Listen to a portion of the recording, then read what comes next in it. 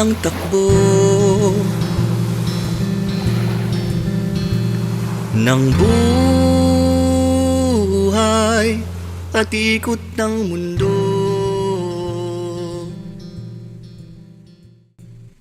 Unang hakbang sa dalampasigan. Ito ay sumisimbolo sa ating pagtutulungan. Unang hakbang sa dalampasigan, mga kabataan, mga nayans, handa nang makipagbakbakan. Makipagbakbakan hindi sa gera, kundi sa isang misyon ang sumalungat sa agos ng alon. Patuloy ka pa ring nagtatampi Sa itong mga kabataang may iisang layunin, handa nang gawin ang tungkulin. Magandang umaga po. Magandang umaga naman.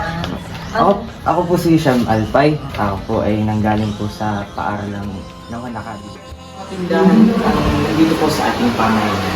Bali dito ay halos nasa 20 na tindahan.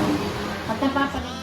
Maraming salamat po. Okay, thank you. Magandang umaga Sana ulit. pagpalain kayo ng Panginoon na kayo ay maki-join sa ating pamayanan at para naman ang mga kabataan ay lalong lumapit sa ating simbahan. God bless you all.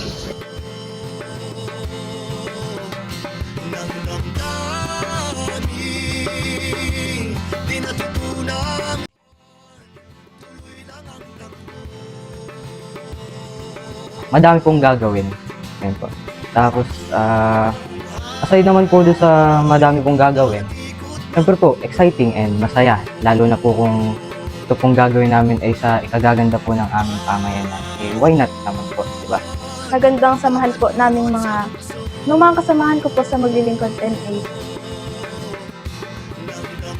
Yung aking time, effort, and cooperation po within my sa grupo po. Yun lamang po. Yung half po ng time ko and yung rest yun na.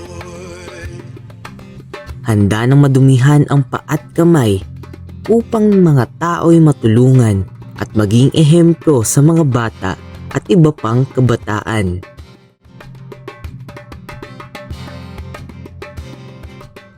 As a grade 12 student po na nakaranas na po ng Lingkod NA last year, ang magagawa ko po ngayon ay i-guide po yung mga grade 11 sa mga pwede po nilang gawin para sa aming pamayanan at mas magbigay ng oras dahil nga kami ang mas nakakatanda at kami ang mas may alam kung ano pa yung pwedeng gawin sa paglilingkod.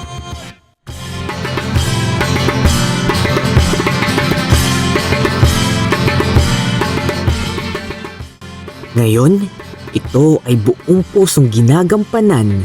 Bawat kabataan ay naging parte ng unang hakbang sa dalampasigan na sumasalamin sa pagiging isang tunay na nayans, isang kabataang hinubog ng mga pangaral ng guro't mga magulang.